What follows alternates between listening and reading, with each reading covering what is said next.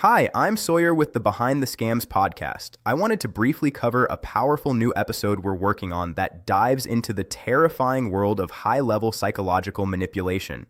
It's the story of Judith Boivin, an 81-year-old former nurse and clinical social worker who spent her life caring for others. Tragically, scammers used that very compassion against her in a sophisticated FBI imposter scam that cost her her entire life savings of $600,000. This wasn't just a random phone call. Operating out of an overseas call center, these criminals researched Judith's history in Mexico and Belize to craft a custom nightmare. It began in late 2023 with a spoofed call from the Rockville police, claiming her social security number was linked to federal crimes.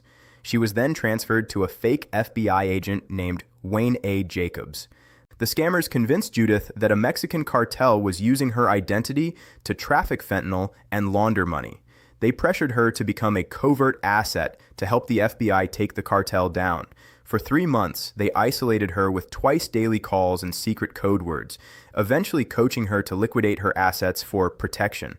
In a series of chilling encounters, Judith made 5 separate physical drops, handing over $20,000 bundles of cash through the window of an unmarked black SUV in various strip mall parking lots.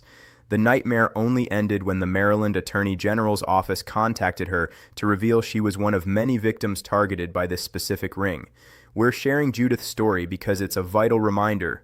Law enforcement will never demand absolute secrecy, ask you to liquidate retirement accounts, or coordinate cash drops in a parking lot.